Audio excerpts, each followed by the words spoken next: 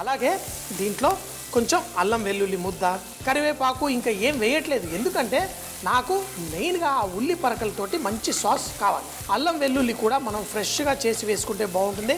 ఎందుకంటే ఫ్రిడ్జ్లో కొంచెం అంత వాసన వచ్చే అలాంటి అల్లం వెల్లుల్లి పేస్ట్ ఇందులో వేస్తే ఆ ఉల్లి పరకల సువాసన తగ్గిపోతుంది. కాబట్టి మనం ఫ్రెష్గా వేసుకుందాం. ఇప్పుడు ఇందులో మిరియాలు, చక్కగా దంచుకున్న మిరియాలు, దీంతో మంచి కాంబినేషను. అలాగే దీంట్లో కొంచెం ధనియాల పొడి, దీంట్లో మనకు కావాల్సినన్ని నీళ్లు పోసుకుందాం.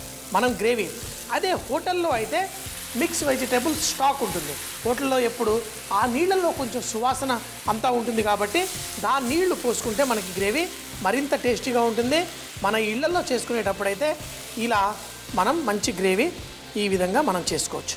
చూడండి, ఏదీ లేదు, కేవలం నీళ్లు వేసేసి ఇది మరగడం స్టార్ట్ అయ్యే లోపల మనం ఇందులో కొంచెం అంత జీడిపప్పు పొడి కూడా నేను రెగ్యులర్గా వాడుతూ ఉంటాను. మీరు ఇదే వాడాలని లేదు. మీ ఇంట్లో మీరు ఎక్కువగా గసగసాలు, కొబ్బరి ఇలాంటి పొళ్ళు చేసి పెట్టుకుంటే ఆ పొళ్ళు ఏవైనా ఇందులో వేస్తే ఆ కొంచెం అంతా ఈ గ్రేవీకి బలం వస్తుంది, సువాసన వస్తుంది. మరి నాకు ఉల్లి పరకల న్యూట్రల్ ఫ్లేవర్ అంటే గసగసాలు, కొబ్బరి వేస్తే దాంట్లో వచ్చే సువాసన కొంచెం ఘాటుగా ఉంటుంది. కాబట్టి కేవలం ఆ జీడిపప్పు పొడి కొంచెం వేసి దీన్ని చక్కగా మరగనిస్తాను. దీన్ని మరింత రిచ్ చేయడం కోసం మన దగ్గర ఫ్రెష్ క్రీమ్ కూడా ఉంది. తర్వాత దాంట్లో ఉల్లి పరకలు వేసుకొని ఏం చేయాలో చూద్దాం. ఇప్పుడు చూడండి, ఇది చక్కగా ఉడికిపోయింది, కానీ గ్రేవీ ఇలా పల్సగానే ఉంది. ఇప్పుడు దీంట్లో మనం క్రీమ్ వేసుకుందాం. ఇందులో టమాటా అవి ఉంటే కనుక క్రీమ్ విరిగిపోతుంది. కానీ ఇందులో పుల్లటి పదార్థాలు గొప్పగా ఏమీ లేవు కాబట్టి మనం కొంచెం క్రీమ్ ఇలా వేసుకుంటూ దీన్ని సాస్ తయారు చేసేసుకుందాం. చూడండి, ఇంత క్రీమ్ వేసిన తర్వాత ఇప్పుడు ఈ గ్రేవీ అంటే ఉడకడానికి రాకముందే మనం ఇందులో మన ఉల్లి పరకలు వేసేసుకుందాం. ఇలా మన ఉల్లి పరకలతోటి మంచి గ్రేవీ రెడీ అయిపోతుంది. పిల్లలకి ఆ చీజీ రుచి, కొంచెం చీజ్ ఫ్లేవరు అలాంటి ఉన్న టేస్ట్ చాలా ఇష్టపడతారు. ఒకటి గుర్తుపెట్టుకోవాలి, మీరు ఈ మాత్రం కన్సిస్టెన్సీ పెట్టుకోవాలి. ఎందుకంటే మన క్యాబేజ్ కోఫ్తాలు ఇందులో వేసేసామనుకోండి, ఈ కొంచెం అంతా జ్యూస్ పీల్ చేసుకుంటుంది. మరొకటి, దీన్ని డైరెక్ట్గా కోఫ్తాలు ఈ సాస్లో వేయకూడదు. ఇందులో మనం దేంట్లో అయితే వడ్డిస్తామో దాంట్లో ఈ కోఫ్తాలు పెట్టి ఈ సాస్ని దానిపైన వేసుకోవాలి. చూస్తారు కదా, కోఫ్తాలు ఎప్పుడు రెడీగా ఉంటాయి. తర్వాత కేవలం 1 నిమిషంలో మనం ఈ గ్రేవీ రెడీ చేసేసుకొని వడ్డించేసుకోవచ్చు. ఇప్పుడు మరొక్కసారి దీని టేస్ట్ ఇలా చూద్దాం. ఆ ఉల్లి పరకల టేస్ట్ బ్రహ్మాండంగా వచ్చేసింది. మనకు కావలసిన ఆ చిక్కదనం కావలసిన దానికంటే కొంచెం తక్కువ చిక్కగా ఉంది, పర్ఫెక్ట్గా. ఎందుకంటే దానిపైన వేయగానే మన కోఫ్తాలతోటి 1 అర నిమిషంలో దీన్ని వడ్డించేసుకుందాం. ఈ కోఫ్తాల కూర కోసం ప్లేట్ రెడీగా ఉంది. ముందే చెప్పాను కదా ఎలా వడ్డించుకోవాలో, చాలా సింపుల్. ముందుగా మన ఈ కోఫ్తాల్ని దీంట్లో వేసేసుకుందాం. చాలు. ఇప్పుడు మన ఈ సాస్ ఏదైతే ఉందో దీంతో చక్కగా వడ్డించేసుకుందాం. చేసుకొని తర్వాత ఈ పన్నీర్ మధ్యలో దీన్ని ఫిక్స్ చేసుకోవాలి. అది ఎలాగో చూద్దాం. కొంచెం వేడివేడిగా ఉంది కాబట్టి ముందుగా వీటిని చిన్న ఉండలుగా తీసేసి పెట్టేసుకుందాం. తర్వాత దీంట్లో స్టఫింగ్ ఏం చేయాలో చూద్దాం. పాలకూర ముద్దలు రెడీ అయిపోయాయి. దీని లోపల మనం మెల్టింగ్ చీజ్, మన పన్నీర్ కూడా చీజే, కానీ మనం ఈ పాలని విరక్కొట్టిన పన్నీరు మెల్ట్ అవ్వదు. ఈ మొజ్జరెల్లా చీజ్ అని దొరుకుతుంది. ఈ మొజ్జరెల్లా చీజు కొంచెం వేడెక్కిందనుకోండి మెల్ట్ అవుతుంది. ముఖ్యంగా ఈ పిజ్జాల మీద వాడే చీజే మొజ్జరెల్లా చీజు. ఈ మార్కెట్లో మీకు చక్కగా ఈ మొజ్జరెల్లా చీజ్ దొరుకుతుంది. మీరు కావాలంటే కొనుక్కొచ్చి చేసుకోవచ్చు. లేదనుకోండి ఇది వాడకపోయినా పర్లేదు. కానీ ఏంటంటే ఏదన్నా ఒకటి స్పెషల్గా చేసుకుంటే బాగుంటుందని ఫస్ట్ ముక్కలుగా చేసేసుకున్నాను. పెద్ద ముక్కలు పెట్టాను. తర్వాత మరింత చిన్న ముక్కల్ని వాటి లోపల పెట్టేసి చక్కగా వీటిని స్టఫింగ్ చేసేసుకుందాం. చూడండి ఎంతో ఈజీ. ఇలా చేసుకున్న తర్వాత ఈ చీజు లోపల భాగంకి వెళ్ళి మన పన్నీరు పైన ఉండాలి. చీజ్ లోపలిది కనిపిస్తుందా?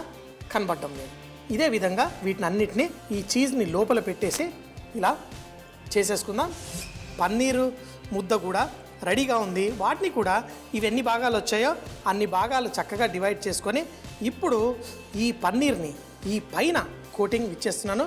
అయితే దీన్ని 2 విధాలుగా చేసుకోవచ్చు. ఒకటేంటి డీప్ ఫ్రై చేసుకోవచ్చు. పిల్లలకి చక్కగా కరకరలాడుతూ డీప్ ఫ్రైలా ఇష్టం.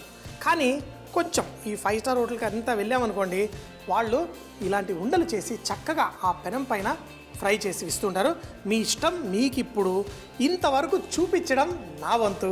తర్వాత దీన్ని మీకు నచ్చే విధంగా చేసుకునేది మీ స్టైల్. మన ఈ కట్లెట్లని చక్కగా ఇలా తయారు చేసుకొని మనం రెడీగా పెట్టేసుకుందాం. సో మిగతావన్నీ కూడా ఇదే విధంగా. ఇప్పుడు దీన్ని మనం ఇలా పెనంలో కుక్ చేసుకోవచ్చు, కావాలంటే మనం నూనెలో డీప్ ఫ్రై కూడా చేసుకోవచ్చు. అదే కనుక దీన్ని నూనెలో డైరెక్ట్గా డీప్ ఫ్రై చేసేస్తే విరిగిపోయే ప్రమాదం ఉంటుంది. అలా విరగకుండా దాన్ని ఏం చేయాలో చూద్దాం.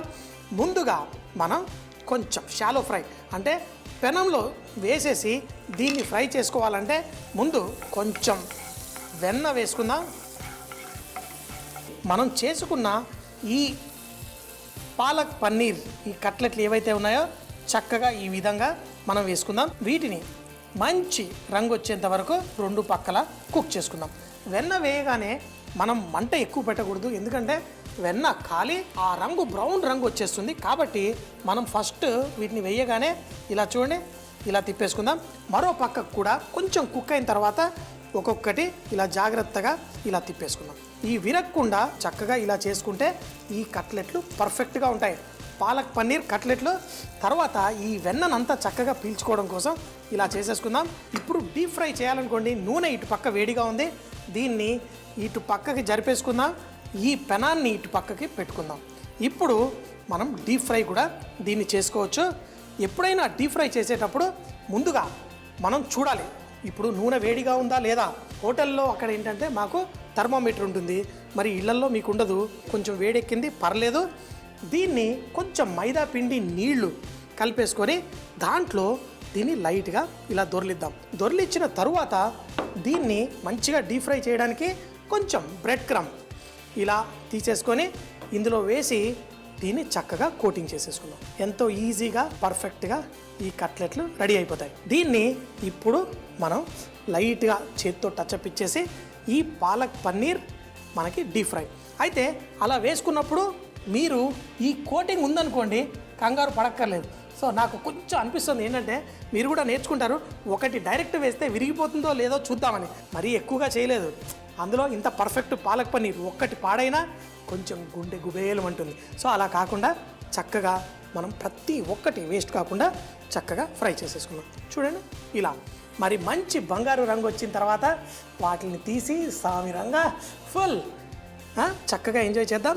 మరి దీన్ని పర్ఫెక్ట్గా మన బ్రెడ్ క్రమ్ కోటింగ్ రెడీ ఉంది. నూనెలో వేసుకుందాం, ఫ్రై చేద్దాం. ఇటు పక్క మనం షాలో అంటే ఇలా నూనెలో ఫ్రై చేయకుండా పెనం మీద చేసేది కూడా రెడీ అవుతుంది. దాన్ని 2 పక్కల మంచి రంగు వచ్చేదాకా కుక్ చేసుకొని ఎలా వడ్డించుకోవాలో చూద్దాం. ఇలా పెనంలో వేసుకున్నవి కూడా చూడండి భలే ముద్దొచ్చేస్తున్నాయి. వీటిల్ని మనం చక్కగా పర్ఫెక్ట్గా ఇంకో పక్కన కూడా కుక్ చేసుకుందాం. ఈ లోపల ఆ తొందరపాటులో మన ఈ పాలక్ పన్నీర్ కట్లెట్లు మాడకుండా చక్కగా చూసుకుందాం. ఇప్పుడు చూడండి, చూస్తే అద్దరిపోతుంది వీటి రంగు. ఆహా, ఏంటి అప్పుడప్పుడు వంటల్లో మాట్లాడుకుంటూ మరి ఆడవాళ్ళ కోసమే ఈ మాటలు ఇలాంటివి క్రియేట్ చేశారేమో. వంటింట్లో బంగారు రంగు అంటారు. 24 క్యారెట్ల బంగారు రంగులా చక్కగా మెరిసిపోతుంది. చూడండి మన ఈ కట్లెట్స్ అదిరిపోయింది. ఇప్పుడు మనం ఈ చేసుకున్న ఇవి కూడా చూడండి ఎంత పర్ఫెక్ట్గా ఎంత చక్కగా ఉన్నాయో. మరి వడ్డించేసుకుందామా? ఒక్కటి కాదు 2 రకాల పాలక్ పన్నీర్వి రెడీ అయిపోయాయి. ఒక్కొక్కటి వడ్డించేసుకుందాం. చూడండి ఎలా సూపర్గా ఎంత పర్ఫెక్ట్గా రెడీ అయిపోయిందో. మరి లోపల పాలకూర ఉంది అన్న విషయం మీకు తెలుసు, నాకు తెలుసు, మన ఇంట్లో వాళ్ళకి ఎవరికి తెలియదు. వాళ్ళు ఉద్యోగాల నుంచి రాగానే పెట్టి మనం శబాజ్ అనిపించుకోవాలి కదా. ఇలా పెట్టారనుకోండి, పెద్దవాళ్ళు ఇవి తీసుకుంటారు, పిల్లలంటే పరిగెట్టి ఇవి తీసుకుంటారు. సో మరి నాలాంటాడు అనుకోండి, నాలో చిన్నవాడు ఉన్నాడు, పెద్దవాడు ఉన్నాడు, ఎప్పుడు ఎవరు బయటకు వస్తాడో తెలియదు. ఇప్పుడైతే ఇలాంటివి ఉన్నాయంటే చిన్న పెద్ద కలిపి మొత్తం నేనే తినాలనుకుంటాను.